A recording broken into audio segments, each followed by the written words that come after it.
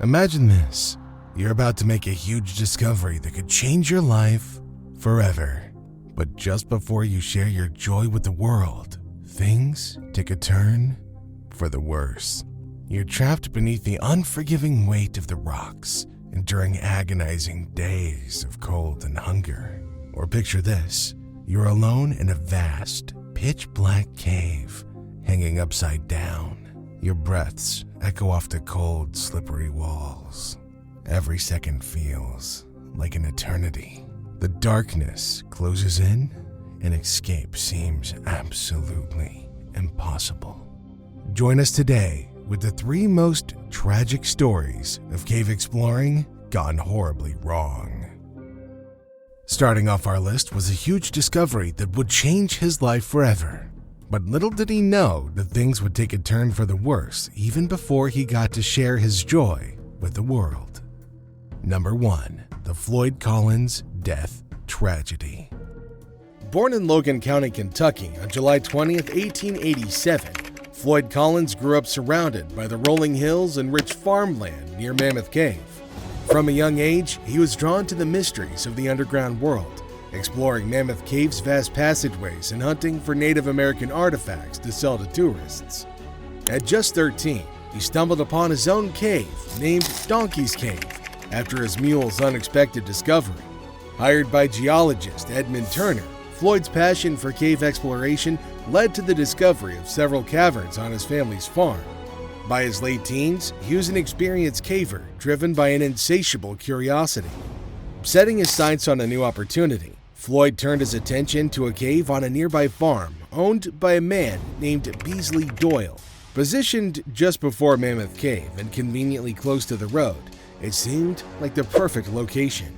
After striking a deal with Beasley, they embarked on a joint venture to excavate and commercialize the cave, to be named Sand Cave. Floyd poured himself into the project, tirelessly expanding the cave's narrow passageways and making the entrance accessible to visitors. With unwavering dedication, he toiled for hours each day, driven by the belief that Sand Cave would become a bustling tourist destination. However, Floyd's vision didn't unfold as expected. While Sand Cave did indeed become renowned, it was for reasons far from his hopes. On January 30th, 1925, as snowflakes danced in the morning air, Floyd Collins, now aged 38 years old, embarked on another journey into the depths of Sand Cave, armed with nothing but a kerosene lantern. Familiar with the darkness and dampness of the underground, he navigated through the tunnel with ease.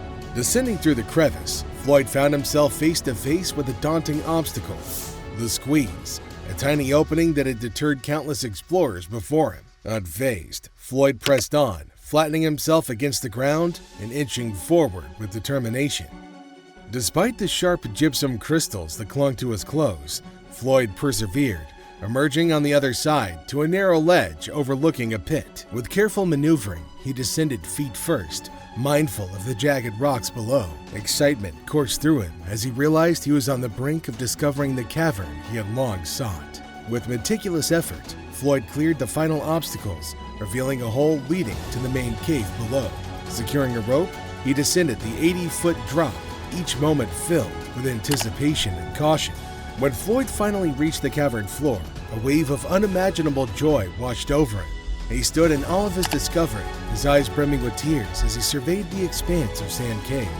But as the flickering light of his lantern caught his attention, he knew it was time to depart, eager to share his momentous find with his loved ones and partners. Hurrying back to the surface, Floyd's heart sank when his lantern slipped from his grasp and shattered, plunging him into darkness. Undeterred, he pressed on, navigating the narrow passage with caution, mindful of the rocks that surrounded him. Yet, in the oppressive blackness, disaster struck. A loose rock, dislodged by his movements, pinned his left leg, trapping him in the cold embrace of the cave. Desperately, Floyd struggled to free himself, but with each attempt, more rocks tumbled down, sealing his fate in the suffocating darkness. Trapped beneath the weight of rubble, Floyd found himself in a harrowing predicament. His limbs pinned and his head forced to one side by a stubborn rock. He cried out for help, his pleas echoing through the silent cavern. And yet, as hours stretched agonizingly by, his cries went unanswered, leaving him alone with nothing but his prayers. As the hours dragged on, Floyd lay immobile, his only solace found in whispered prayers for deliverance. It wasn't until the following Saturday morning, nearly 24 hours after his ordeal began, that hope arrived in the form of Ed Estes and B. Doyle, the property owners, accompanied by Doyle's son, Jewel. Discovering Floyd's abandoned coat and hat outside the cave's entrance, they called out his name, their voices bouncing off of the cavern walls. Undeterred by the challenge, Jewel, slender and agile, squeezed through the narrow passage until he reached Floyd's side. With relief flooding through him, Floyd urged Jewel to fetch help, his faith in rescue renewed by the presence of another soul in the darkness. By noon, Floyd's brother Marshall and their father Pap arrived at the cave, greeted by a throng of onlookers gathered in anticipation of Floyd's rescue. Marshall, along with another man, ventured past the squeeze and began the painstaking task of widening the tunnel leading to Floyd. They worked meticulously, mindful of the precariousness of the situation and the need to avoid dislodging any rocks that could endanger Floyd further. As hours passed, the crowd swelled to nearly 100 people, their collective breath held in anticipation of Floyd's salvation. Among them stood Homer, Floyd's older brother, consumed by regret for not accompanying Floyd into the cave on that fateful Friday morning. Determined to right his wrongs, Homer pushed through the crowd and descended into the cave, ignoring the pain of the rough rocky tunnel scraping against his skin. Inch by slow inch, he made his way closer to Floyd, until finally his legs touched Floyd's face, a bittersweet moment of physical contact amid the darkness. However, Floyd's situation was dire, worsened by the melting ice outside the cave that caused icy droplets to rain down upon him with increasing frequency. Freezing and immobilized by the encroaching mud, Floyd expressed his resolve never to return to the cave once rescued, his spirit undimmed by the ordeal.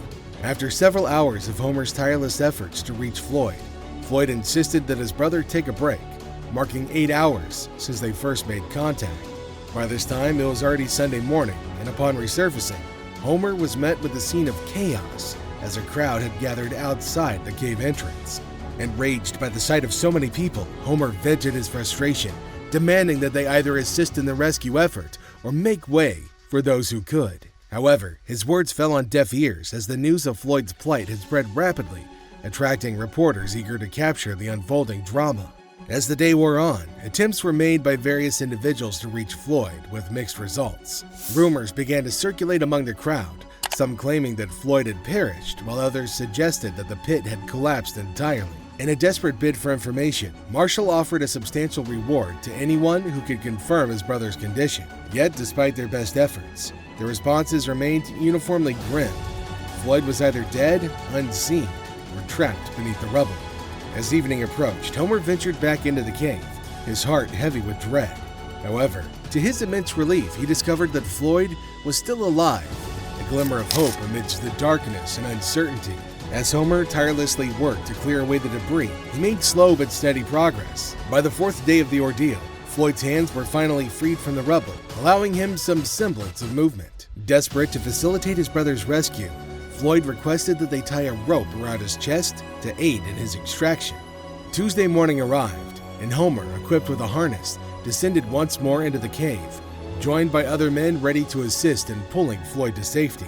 However, their efforts were short-lived as Floyd's agonized screams halted their progress. His body was unable to withstand the strain. Undeterred, Homer continued his painstaking work, but exhaustion and injuries took their toll, forcing him to rest and receive treatment. In his absence, a reporter named SKS entered the cave, installing a light bulb near Floyd and conducting interviews. Despite his efforts to remove rubble and expose Floyd's legs, the task proved daunting, with attempts to lift the rock off Floyd's foot ultimately failing.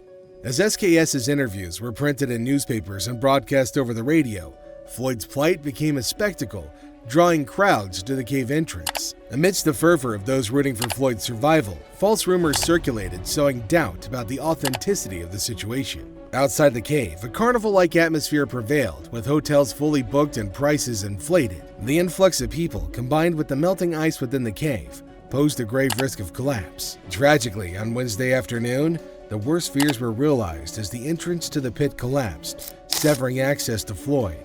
Despite the chaos, Floyd remained trapped, unreachable by any rescue efforts. On Thursday, February 5, 1925, a team of workers embarked on a mission to create a shaft within the cave in a desperate bid to reach Floyd.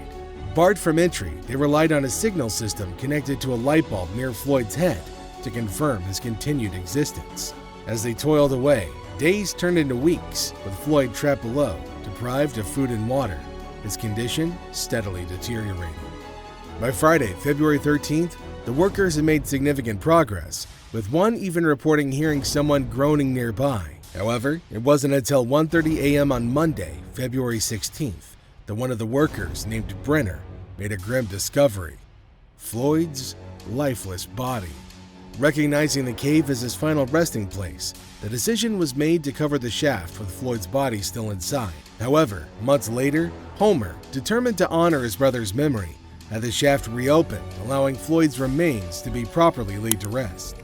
Moving on to the next tragedy, we have Number 2. The Wildcat Cave Tragedy. Morris Bateslod, aged 15, lived with his brother Donald in a Methodist children's home in Cleveland, Ohio. They'd been in foster care most of their lives after their parents divorced in 1955. Although their parents tried to look after them, the boys seldom saw them except on rare occasions. Despite this, Morris and Donald shared a strong bond and dreamed of starting a company and families of their own someday. Donald was both a father figure and a friend to Morris. They loved going on adventures together, especially to a nearby cave called Wildcat Cave. Morris started smoking at 13 and felt that nicotine helped him handle the stress of living in the children's home. Smoking became a way for him to connect more with Donald, even though it was against the rules at the Methodist children's home. Morris had been caught smoking more than a few times by teachers, and he was warned that one more time would get him kicked out. Morris figured that if he smoked with his friends inside the nearby Wildcat Cave, a cave that was just a few miles away from the Methodist children's home, the teachers couldn't blame only him. So he gave it a shot, bringing along his buddies for a smoke.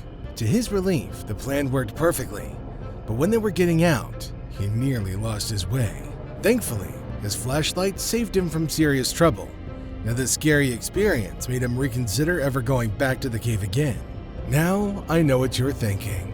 What does the Wildcat Cave even look like?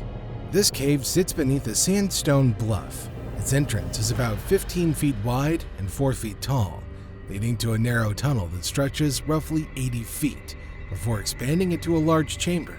The area around the cave is popular with locals, especially during warmer months, but its haunting history and eerie stories scare many away.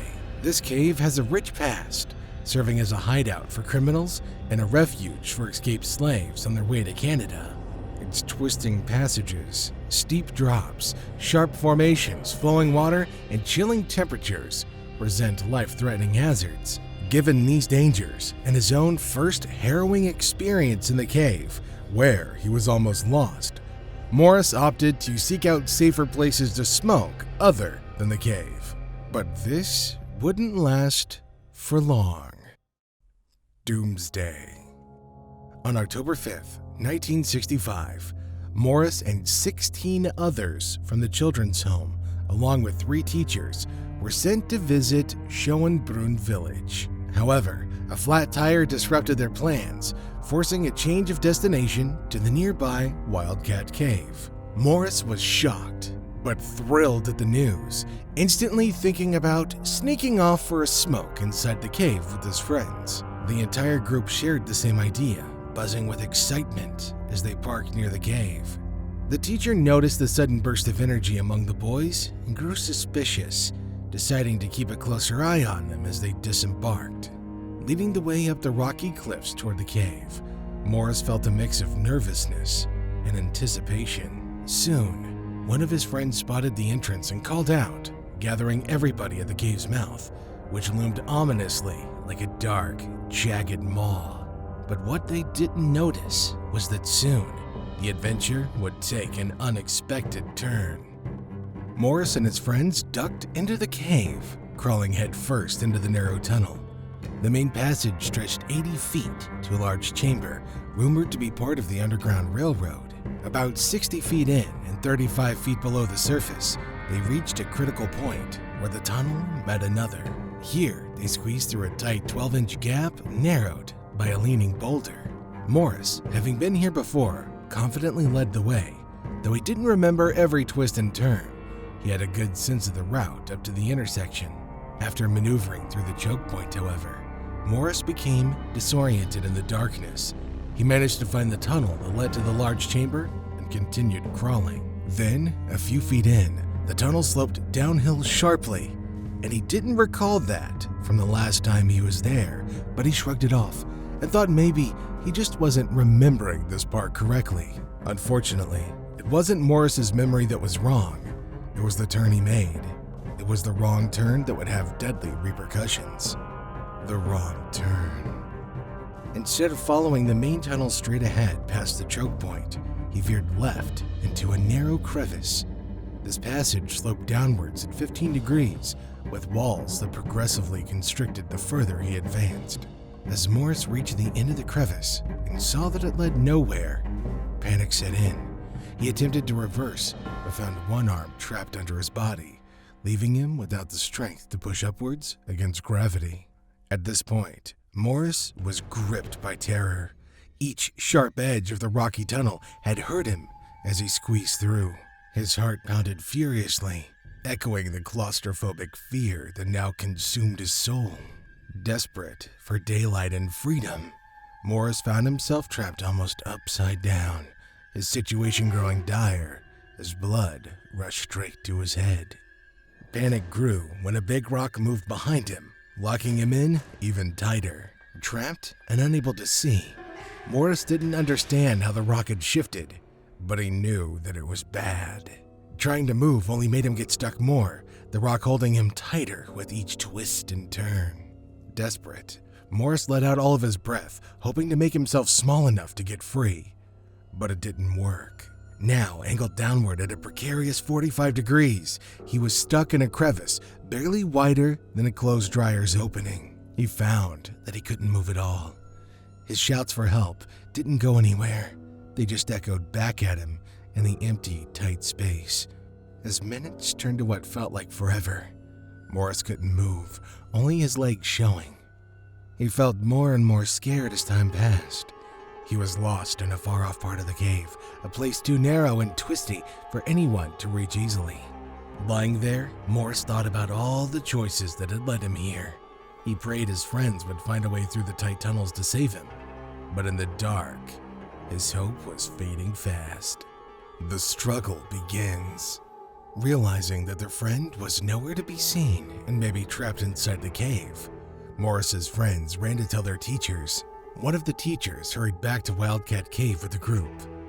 At the crevice's opening, he took off his belt and made a loop, trying to lasso Morris's feet. With a tug, Morris began to rise, but the belt snapped and he fell back, now even more tightly wedged. Realizing the danger, they left to call the fire department.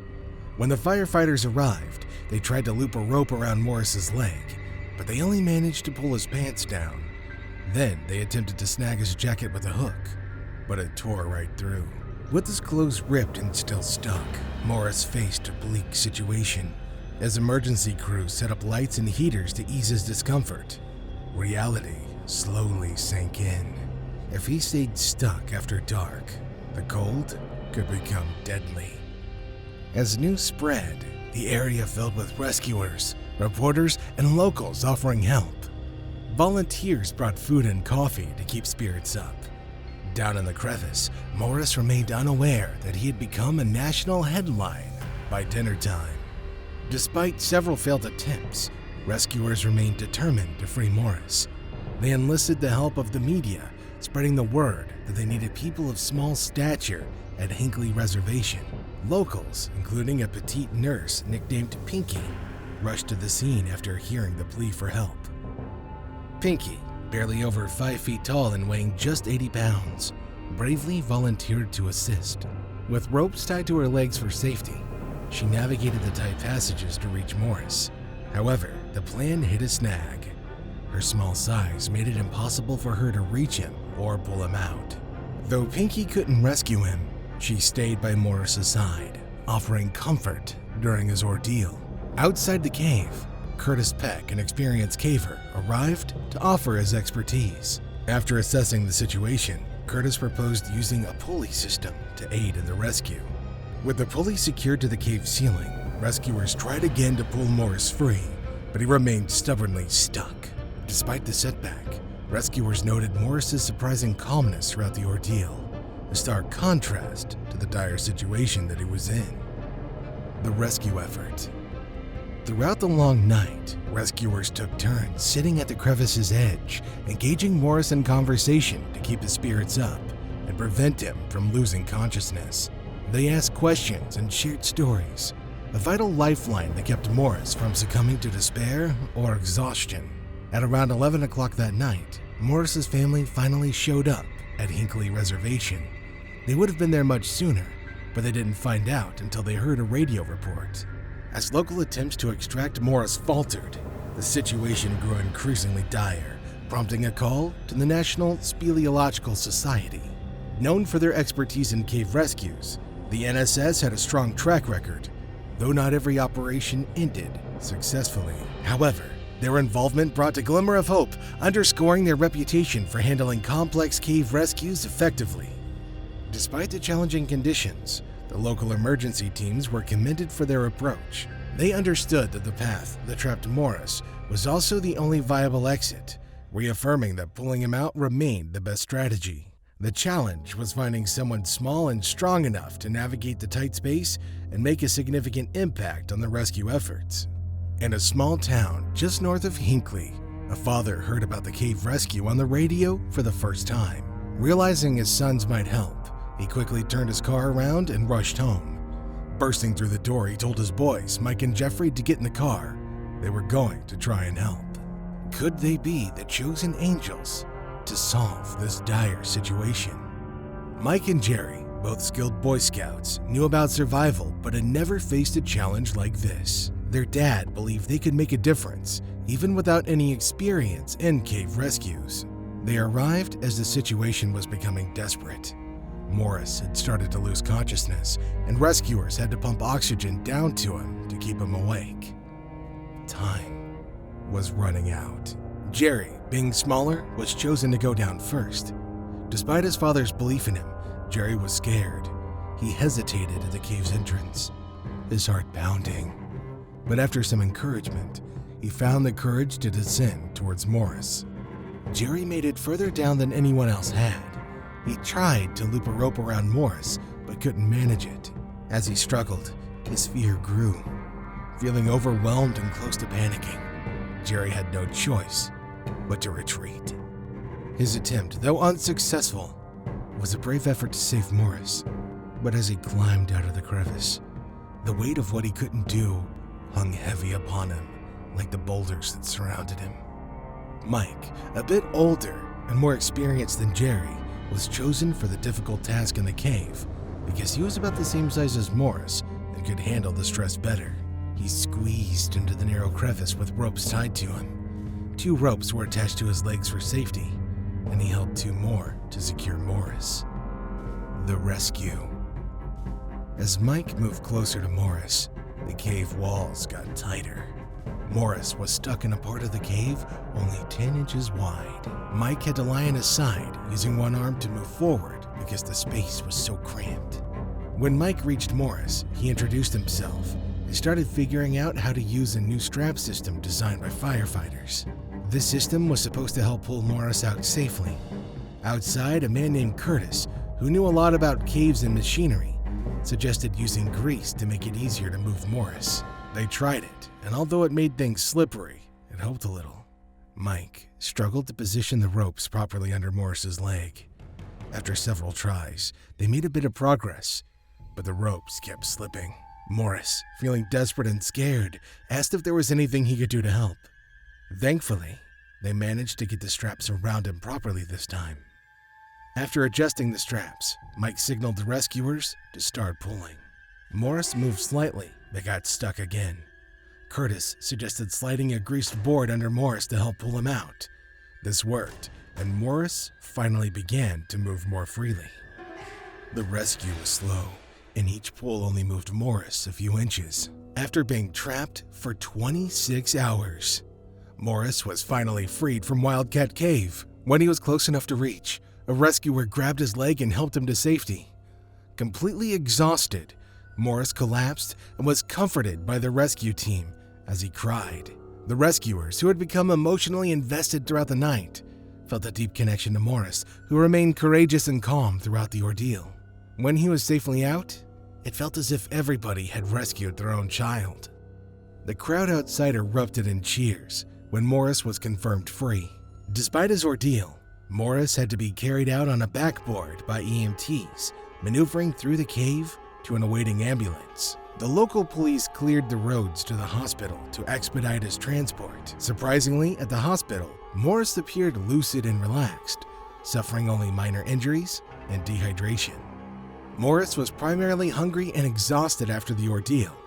Once in the hospital, he devoured a large meal and rested extensively. Speaking to reporters from his hospital bed, he recounted his terrifying experience and his previous encounter with the cave last summer. Despite his calm demeanor, Morris confessed to feeling terrified and at times resigned to his fate. Shortly after his rescue, the Park Service took drastic measures to prevent future incidents by filling Wildcat Cave with dynamite and sealing it permanently with concrete. This rapid response underscored the severity of the incident and the determination to prevent similar situations. And lastly, we have number 3, the Cave Creek Cave Tragedy. The Cave Creek. Cave Creek, a wee river in Paparoa National Park on New Zealand's South Island, gets its name partly from a cool limestone cave it pops out of. This water adventure spans about 5 kilometers, winding through Paparoa's karst landscape before teaming up with the bigger Pororari River. Back in '98, thanks to the Nagai Tahu Claim Settlement Act, this creek got a fancy dual name as part of a big treaty of Waitangi deal. Now the water in Cave Creek comes with a bunch of caves mostly filled up by Bullet Creek. Picture this, there's a fancy slope from Bullet Creek to Pororari River, making some sneaky underground flows towards the south. At the end of Bullet Creek Road, near the tourist major submergence, the whole flow of Bullet Creek can vanish underground. It's like a water magic trick. The water travels 1.5 kilometers underground and then pops up again in the cool canyon of Cave Creek.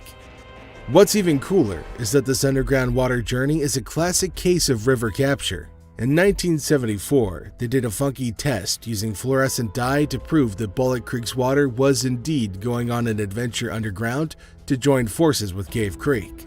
Now that you know the origin and outlook of the creek, let's jump right away to the story.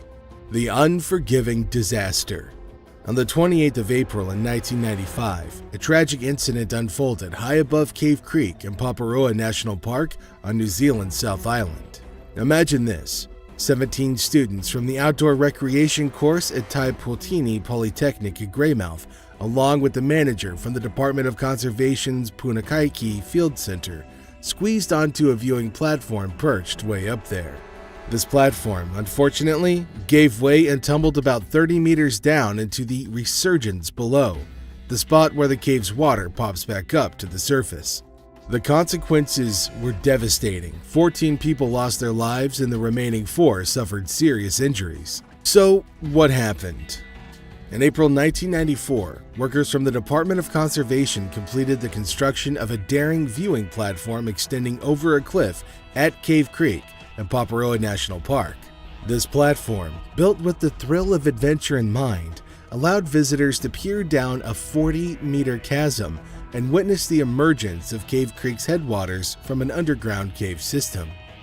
Now, a group of students and tutors from the outdoor recreation course at Tai Pultini Polytechnic in Greymouth embarked on a field trip to explore the limestone formations and caves in the area. The group of students split into 2, Group A and Group B. On a memorable Thursday, April 27, 1995, Group A students, led by their tutor, John Skilton, and accompanied by Shirley Slater, set out for Cave Creek. Excitement filled the air as they arrived at an interesting timber viewing platform. Nowadays, a barrier prevents people from getting too close to the edge. Among the thrill seekers was James Lynch, who shared a vivid memory. A mischievous friend once tossed an umbrella off the platform, sparking excitement as everyone rushed to see it fall. What they didn't realize at the time was the subtle bouncing motion beneath their feet. James thought it was a joke, but sadly, this seemingly harmless event later led to a tragic loss of 14 lives. Shirley Slater fondly recalls the students joking about the wooden structure at Cave Creek, unaware of the potential danger. Playful banter like, "What if we jump?" echoed as some tested the platform's bounce. However, Shirley, with her keen eye, noticed concerning signs: protruding prunes and a wavering motion. Acting swiftly, she intervened, cautioning the students against reckless leaps. She promptly alerted the unaware Polytechnic tutor, John Skilton, drawing attention to the looming danger.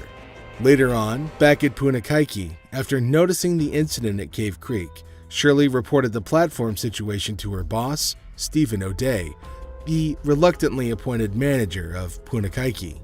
Despite having plans to travel north for his son's 8th birthday, Stephen decided to postpone and join the Group B students the next day to assess the platform. Aside from this crucial moment, where the flexing movement went largely unnoticed, the rest of the day for Group A passed smoothly. On the following day, Friday, April 28, 1995, it was Group B's turn for the platform visit. The day seemed full of promise for the students, among them Leanne Wheeler, who lagged behind the group while heading towards Cave Creek. Additionally, Shirley Slater encountered a mishap, slipping and twisting her ankle.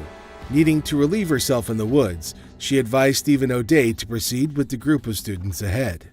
Upon reaching the platform, the Polytechnic tutor John also wanted to rest before joining. At 11:25 a.m., as Stephen O'Day and 17 students stepped onto the platform, it unexpectedly tipped off its base, plummeting onto the rugged terrain of boulders and rocks in the creek bed below.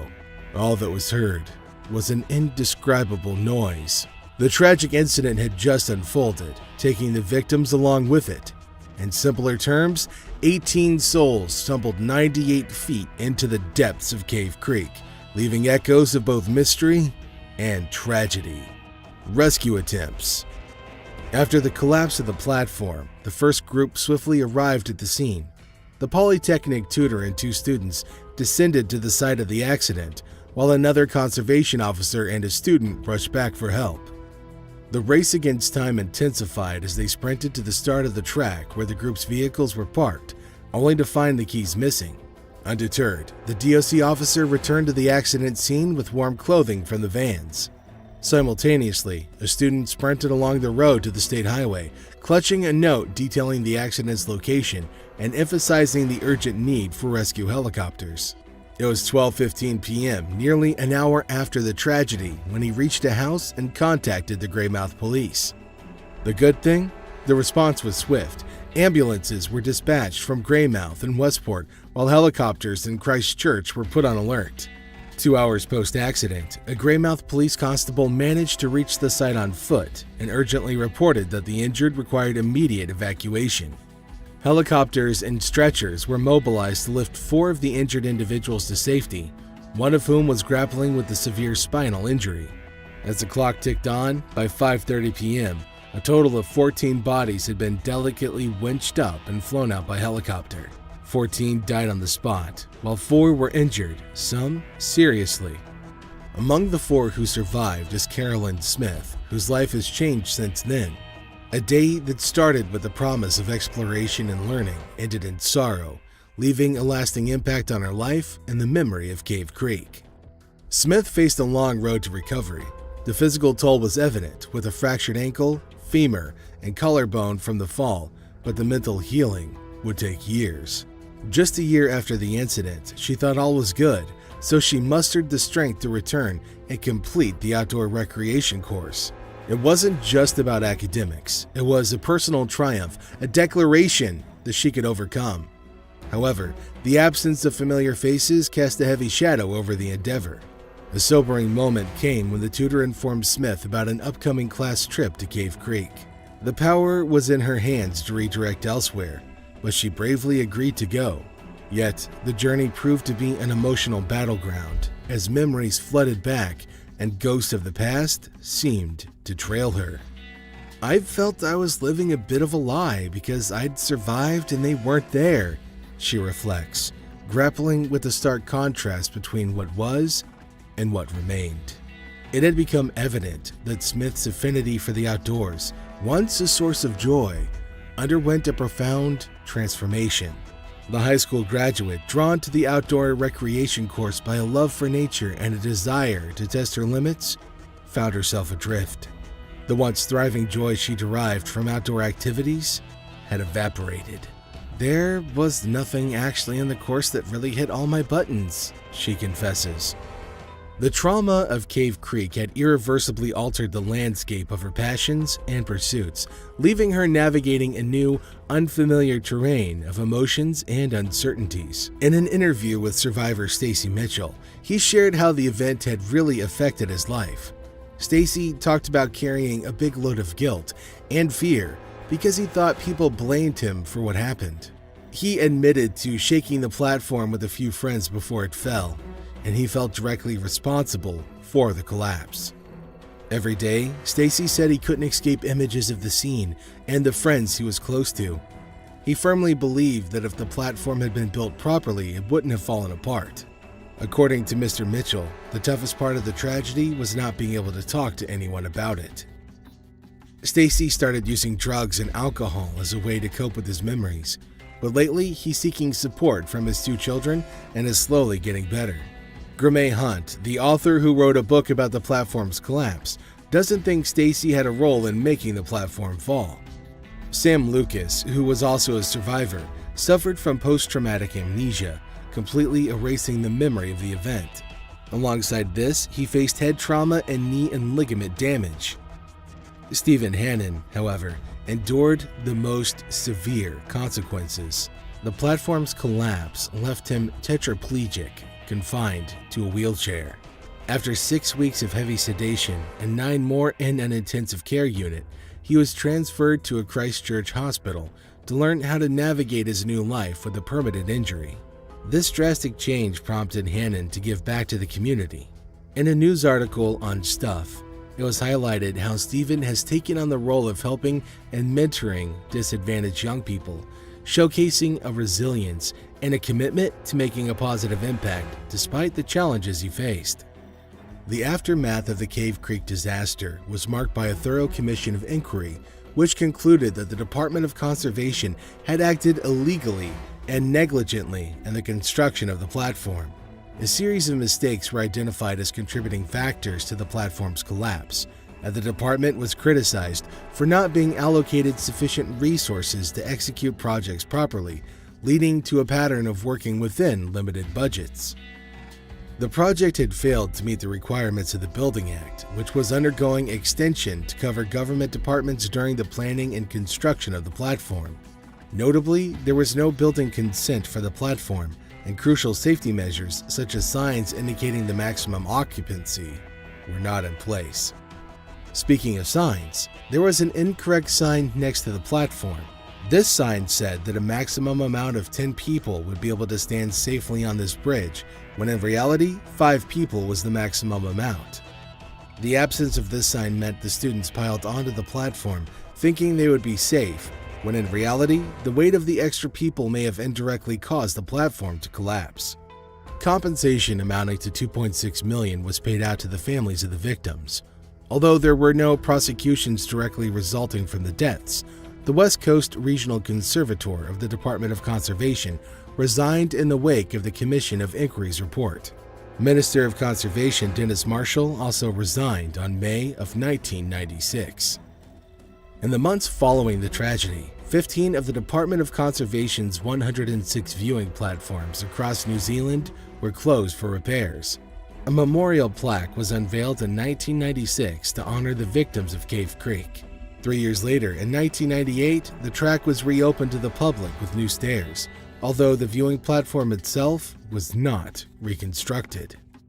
Despite lingering concerns raised by a survivor in a 2005 interview, expressing worries that some members of the group may have contributed to the collapse by shaking the platform, the official stance maintained that the platform was inherently dangerous and would have collapsed regardless. To mark the 25th anniversary in 2020, the Cave Creek track was renamed Cave Creek Cotijotijo Memorial Track, serving as a lasting tribute to the tragic events and the lives lost. Now, I know what you're asking. What was really the cause? Well, the Cave Creek disaster initially appeared as a perplexing event with no apparent reason for its random collapse. In the aftermath, as investigations unfolded in the months that followed, it became evident that there were numerous contributing factors to the tragedy. These findings prompted a comprehensive examination through a commission of inquiry commissioned by the New Zealand government. The inquiry, designed to unearth the root causes and dynamics surrounding the Cave Creek disaster, delved into both primary and secondary factors. As the investigation progressed, it gradually uncovered a complex web of issues that had played a role in the collapse of the viewing platform. In a departure from established government building codes, the platform, situated 40 meters above the chasm, was constructed without the input of qualified individuals with the necessary expertise. The standard protocol in such cases would involve obtaining a geotechnical report to assess conditions and receive recommendations for platform design. Unfortunately, this crucial step was neglected. Among the 4 main builders responsible for the platform, none possessed the requisite qualifications. This lack of expertise led to the cutting of corners and incomplete adherence to their responsibilities. For instance, due to the absence of a suitable drill, the builders opted for nails instead of bolts to secure the platform, a deviation from standard safety procedures.